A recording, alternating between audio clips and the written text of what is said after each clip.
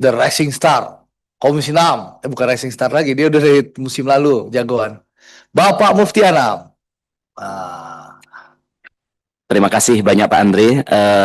Pertama terima kasih atas kehadiran ya teman-teman BP Batam. Yang pertama Pak soal anggaran. Jadi dari fakta yang Bapak sampaikan tadi bahwa usulan anggaran 2026 ini adalah 5,3 triliun.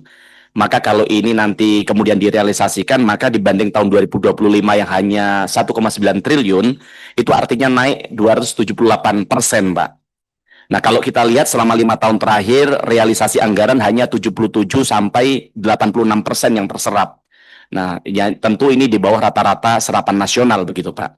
Nah, yang ingin kami tanyakan, di saat Presiden Prabowo hari ini sedang mengetapkan anggaran, melakukan efisiensi di mana-mana, bahkan teman-teman daerah yang sangat membutuhkan untuk menggerakkan ekonomi di daerah-daerah, hari ini harus memutar otak untuk bagaimana mereka mengoptimalkan anggaran yang terbatas, tapi kok yang kami lihat BP Batam ini justru minta naik 278% begitu Pak.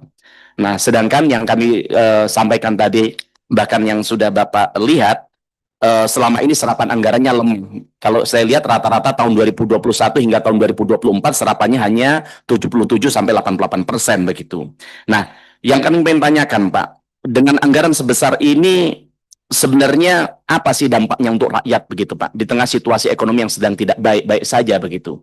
Nah, kemudian yang kami tanya, kalau dulu di tahun 2025 saja dengan anggaran 1,9 triliun itu dapat berimplikasi terhadap investasi berapa? Dan dampaknya kepada rakyat berapa? Lapangan pekerjaan yang terbuka berapa, Pak?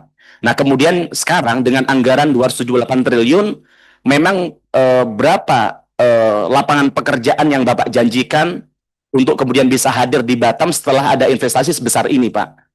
Nah, kemudian yang kedua, masih terkait dengan hal yang pertama.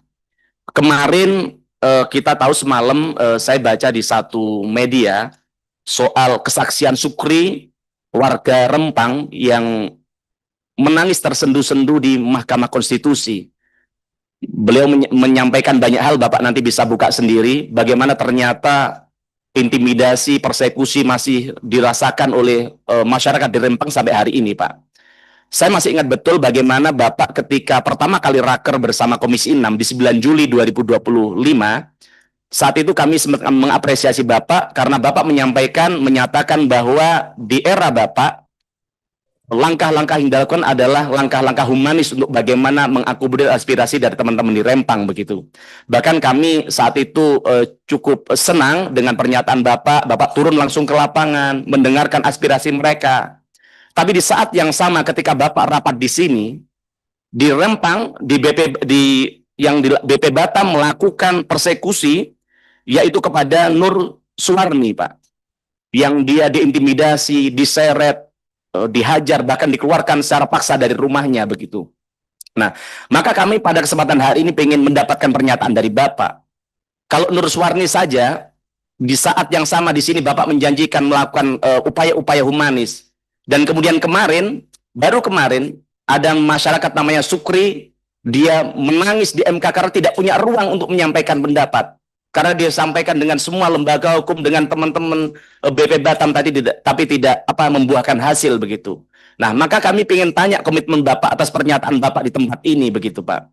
Dan ke depan langkah yang akan diambil Batam atas apa yang terjadi hari ini seperti apa. Nah, kami tidak ingin semua ini berlanjut di masa yang akan datang begitu, Pak. Mungkin itu saja dari kami. Matur nuwun. Assalamualaikum warahmatullahi wabarakatuh. terima kasih. Nanti mungkin perlu Pak Amsakar jelaskan secara detail kepada Pak Mufti supaya perkembangannya, supaya kita tidak dapat informasi-informasi tidak berimbang. Apalagi saya tahu persis bahwa dalam pemerintah Presiden Prabowo, Presiden sudah menginstruksikan kepada BP Batam bahwa pendekatannya sangat humanis. Beda pendekatan Presiden Prabowo dengan periode sebelumnya. Jadi ini perlu Bapak jelaskan secara detail nanti supaya clear. Ya, presidennya Mufti kan, yang didukung Mufti. Jadi lanjut, kita sekarang ke sebelah kiri. Tony Stark ya Komisi 6. Bapak Rudi Bangun. Baik, terima kasih Pak Ketua Rapat, Pak Andre yang family man, kalau bicara terukur dan terarah gitu Pak. Ada yang pemimpin bicara terukur tidak terarah Pak. Kalau beliau terukur dan terarah gitu. Ya jelas. Kemudian Pak Nurdin, Profesor Nurdin, ini juga pimpinan seniornya senior Pak. Gitu. Dari ordi beberapa ordi saya baca dan saya ngikuti dulu saya masih kecil loh. Beliau sudah berkiprah di PSSI sampai 3 periode ya Pak Nurdin ya. Luar biasa Pak. Kemudian Pak Adi juga yang tenang, menghanyutkan gitu.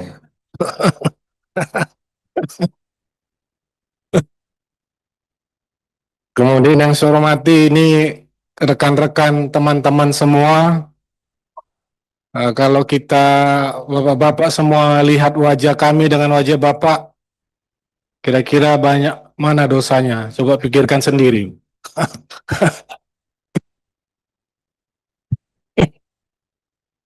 Baik, yang saya hormati juga Pak BP Batam Amsyakar Ahmad, ya Pak ya. Ini Pak, saya lihat foto Bapak begitu ganteng Pak.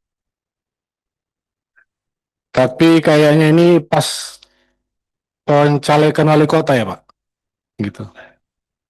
Ini pasangannya juga Pak Bu Claudia cantik gitu. Nah, kalau Bu Claudia juga kayaknya belum diedit ini. Gitu. Tapi Pak Ahmad ini sikit-sikit diedit ya Pak. Gitu.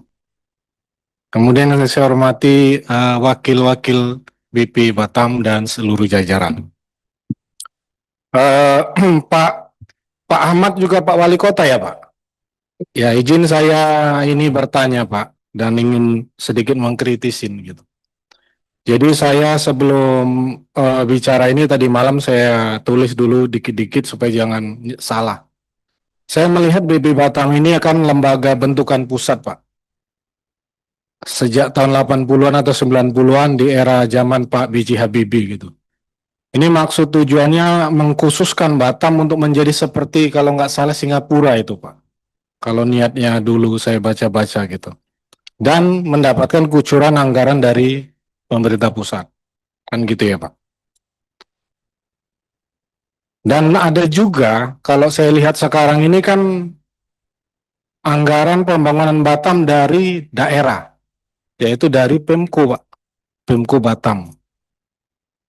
Jadi kalau saya melihat, mengamati Batam ini mendapat 2 kucuran anggaran negara. Gitu. 2 anggaran dari pusat, 1 dari APBD daerah. Yang saya ingin ingatkan lagi Pak, dalam RDP RKA 2026 ini, adalah mengenai anggaran Bapak di BP Batam yang sebesar 2,8 triliun yang dianggarkan ini Pak. Dan juga saya ingin mengingatkan tentang anggaran Pemko-nya sendiri Pak. Gitu. Jadi ada 2 pagu anggaran atau double anggaran di 1 kota Batam ini. Nah, yang ingin saya lagi ingatkan Pak, apakah Bapak ingat ini semua RKA BP Batam dan RKA KUA PPAS Pemko Batam, kebijakan umum anggaran sementara Pemko Batam sama punya RKA-nya BP Batam, Bapak ingat semua nggak programnya? Apakah tidak tumpang tindih atau mungkin Bapak satuan perangkat kerja Bapak yang buat usulan itu membuat, tadi saya dengar, membuat drainase. Tahun lalu juga sebelum Bapak ada drainase. Lalu ada antisipasi banjir. Lalu ada pembuatan jalan-jalan ke kecamatan misalnya. Nah, kalau saya melihat selama ini kan di anggaran Pemko juga Pak, APBD-nya seperti itu.